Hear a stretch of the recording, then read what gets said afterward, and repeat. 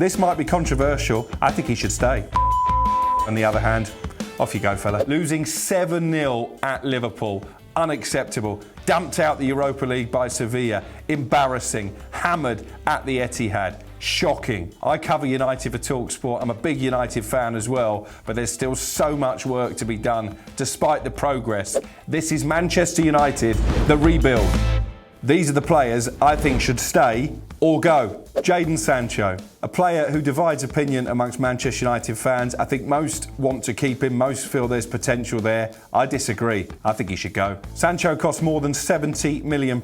United spent a lot of time scouting him and trying to bring him to Old Trafford. People who watched him in Germany regularly tell me there's a really good player there. I'm yet to see it. For a winger, he lacks pace, he lacks guile, doesn't really take people on when he comes inside. I don't think he's got the attributes of a number 10 either. If United can raise good money by selling him back to Dortmund, I'd take the cash. Harry Maguire, Manchester United's much maligned captain. I think most United fans would like him to leave now. I think he needs to leave for his own sanity. It's a go for me. Maguire's a player that Gareth Southgate clearly trusts. He played well for England at the World Cup, but he just doesn't replicate that in a Manchester United shirt. It looks like that famous red jersey and the captain's armband really weighs him down. When he does play, he's a nervous wreck. He's an accident waiting to happen. I think he has to get away. I think Manchester United need to move in a different direction. I think Erik Ten Hag knows that. That's why he doesn't pick him. Varane and Martinez are clearly Manchester United's best centre-back duo. When they're not fit, Luke Shaw has proved himself more than capable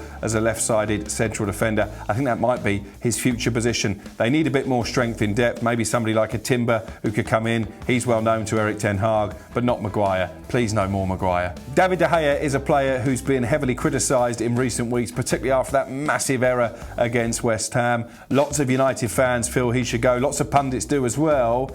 I'd keep him, but maybe not as number one. I think there is still a role for De Gea at Old Trafford. He's got bags of experience. He clearly cares about the football club, but he doesn't have the attributes to be a modern goalkeeper. Brilliant shot stopper, awful with his feet. Clearly that's how Ten Hag wants to play. Dean Henderson is coming back from Forest. He's injured anyway, and I'm not sure he's really going to see eye to eye with Ten Hag after what he said in the summer. A couple of possible replacements for De Gea. David Raya at Brentford I think would be the perfect fit, and Andre Onana at Inter Milan is attracting a lot of interest as well. On to the fullbacks. Aaron Wan-Bissaka I think definitely would have been a player I would have let go in January when United were touting him around, but he's been so good since the turn of the year. I think he has to stay, and that's bad news for Diogo Dalot. I was quite a big fan of Dalot up until the World Cup break. I think he's been really poor since we got back to domestic matters. Wan-Bissaka's the opposite. United were actively touting him in the January window. They wanted 25 million.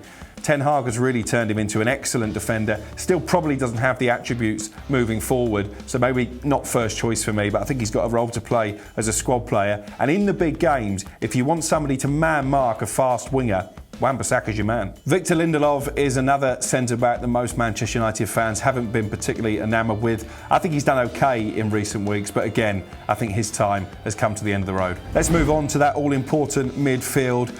Every United fan is in no doubt. Casemiro, Bruno Fernandes, Christian Eriksen, they're very much part of the future. They all stay. But what about Scott McTominay? I like Scott McTominay. He's come through the academy. I think he's useful in midfield. He can do a role at the back as well as he's proved for Scotland. But he isn't quite Manchester United top calibre level. There's lots of interest in him.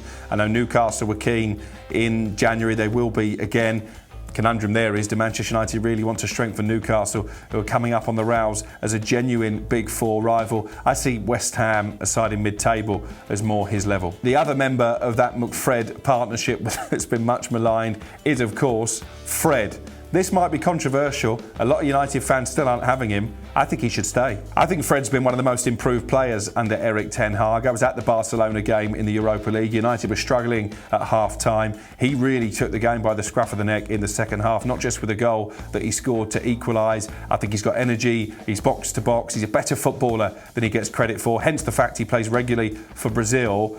I still think he's got a role to play. Again, he's not a starter ahead of Casemiro and Eriksen and Fernandes, but he's a good player to have coming off the bench. On to that all-important centre-forward role. Now, of course, we're all desperately hoping that Harry Kane is in a red shirt come the first game of the season, but who might United be left to partner him with? Marcus Rashford is a no-brainer. He's been brilliant this year, rebuilt his reputation. He simply has to stay and sign that new contract. Anthony Martial, on the other hand, off you go, fella. He's been at United for 7 years now, hasn't kicked on at all. He's never fit. When he is, he looks disinterested, doesn't score enough goals, doesn't create enough goals. Even when he had a loan spell in Spain, he was an absolute disaster. I think he simply has to be moved on. Wout Weghorst was the second player signed on loan in January. Should United take up the option to sign him permanently?